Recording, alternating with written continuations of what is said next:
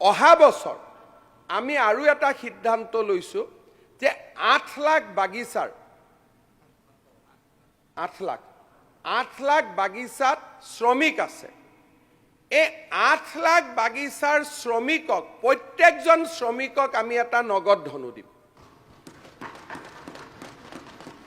যাতে তেওঁলোকে ল'ৰা ছোৱালীৰ শিক্ষাৰ কাৰণে বিনিয়োগ কৰিব পাৰে। কি কৰিম কি নকৰিম এইটো অহা বছৰ বাজেটত আহিব, কিন্তু তাৰ আমি ইতিমধ্যে পৰিকল্পনা কৰিছো যে 8 লাখ বাগিচাৰ শ্ৰমিকক আমি একেলগে দিম আৰু নেক্সট 3 বছৰ দি থাকিম, যাতে যেতিয়ালৈকে লাইন এটা দৰিদ্ৰতাৰ কবলৰ পৰা তেওঁলোক মুক্ত হৈ ওলাই আহিব নোৱাৰে।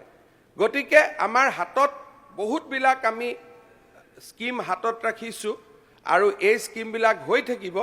খালি কৰবাত যেতিয়া মই আনিছো বুলি ক'বগৈ, তেতিয়া কৰবাত যে মুখ্যমন্ত্ৰীৰো অলপ চলপ ইয়াত সব হৈ গ'ল মোটামুটি। এতিয়া হাজিৰাটো বঢ়াই দিলে হৈ গ'ল। হাজিৰাটো চাহ শ্ৰমিকৰ হাজিৰাটো বঢ়াই দিলে, বাকীবিলাক সব হৈ গৈছে মোটামুটি। হাজিৰাটো কেতিয়া বাঢ়িব? হাজিৰাটো কেতিয়া পৰিব? 16 চনতে কৈছিলে হাজিৰাটো বঢ়াম বুলি। অকল এইটো হাজিৰাটো বঢ়াই দিলে আৰু বাকীবিলাক হৈ যাব আৰু তেতিয়া। আপুনি যিটো কৈছে এইটোকে মই উত্তৰ দি আছো। হাজিৰাটো ভাস্কৰ জ্যোতি ফুকনে কেতিয়া বঢ়াব সুধি লওক তেওঁৰ বাগিচাত। তেওঁ আজি ঘোষণা কৰি দিয়ক। চৰকাৰী ঘোষণা, চৰকাৰে ঘোষণা টানিব নালাগে স্যাৰ, এইটো চৰকাৰী ঘোষণা। কোৱেশ্চন আৱাৰটো স্যাৰ চাব লাগে অলপ। বিৰোধী দলপতিগৰাকীয়ে নিজে জানে তেখেতৰ পিতৃ অসমৰ মুখ্যমন্ত্ৰী আছিল, দীঘলীয়া ৰাজনৈতিক ইতিহাস। বাগিচাৰ দৰমহা যে ACMS আৰু বাগিচাৰ মালিক কৰ্তৃপক্ষই নিৰ্ধাৰণ কৰে, সেইটো আপোনাতকৈ ভালকৈ কোনেও নাজানে। পৰৱৰ্তী সময়ত স্যাৰ চৰকাৰে ঘোষণা কৰিছিলে 351 টকা কৰিম বুলি, বিজেপি চৰকাৰ আহিলে।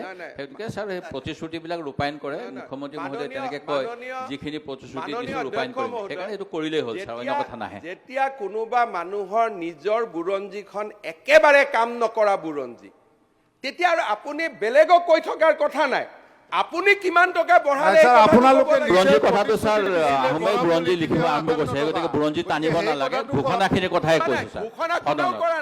স্যাৰ আপোনালোকৰ ঘোষণা আছিল স্যাৰ, বিজেপি দলৰ ভিজন ডকুমেণ্টত লিখা আছে স্যাৰ। মাননীয় অধ্যক্ষ মহোদয়, এটাই কথা মই ক'ম যে যি মানুহে যেতিয়ালৈকে নিজৰ ইতিহাসটো ইমানে বেয়া যে বাগিচাৰ মাটিৰ অধিকাৰ দিব নোৱাৰিলে, ঝুমুৰটোকে এবাৰ বাহিৰলৈকে আনিব নোৱাৰিলে, অন্তত এই প্ৰশ্নটো অখিল গগৈয়ে কৰিছে, মই বেয়া পোৱা নাই।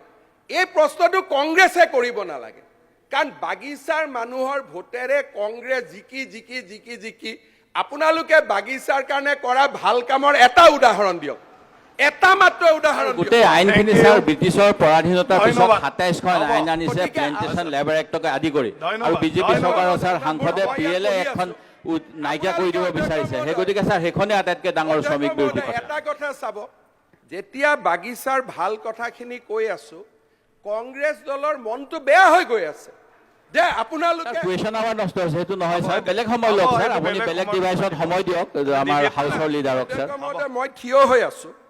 প্ৰথম কথাটো হ'ল, আজি বাগিচাৰ শ্ৰমিকক অৰুণোদয় কোনে দিলে? তাৰমানে বাগিচাৰ দৰমহাতেতো আমি অৱদান দিলো। আজি যে 1250 টকা যে এতিয়া আমি মাহত দিলো, সেইটোতো দৰমহাতে আমি দিলো। এতিয়া যে মই কিবা এটা দিম বুলি কৈছো, সেইটোৱে মোটামুটি দৰমহা আপুনি কোৱা সংখ্যাটোতে লৈ যাব। মোটামুটি মই অংক কৰি থৈ দিছো, আপুনি কোৱা এটা মোটামুটি এটা হিচাপত লৈ যাব। আমি যি ইয়াত আলোচনা কৰি আছো, মই শব্দটো মোটামুটি কৈছো, গতিকে এইটো মই মুখৰ পৰা নোহোৱা কৰি দিম। কিন্তু অখিল গগৈয়ে প্ৰশ্নটো কৰাত মই বেয়া পোৱা নাই, কিন্তু কংগ্ৰেছৰ গোটেই ইতিহাসটো চাহ বাগিচাৰ মানুহক এটা সময়তো কোৱাই আছিল যে আলি কুলিৰ ভোটেৰে কংগ্ৰেছে জিকে, যদিও আলিও কোৱাটো সন্মানৰ কথা, কুলি বুলি ক'ব নাপায়, তথাপিতো তেনেকৈ চলি আছিল। গতিকে মই ভাবোঁ যে কংগ্ৰেছ দলে বাগিচাৰ মানুহৰ ওপৰত যেতিয়া আমি কিবা ভাল কথা কওঁ, একো কৰিব নোৱাৰিলেও শুনাৰ অভ্যাসটো কৰক, শুনি থাকিলে ভাল।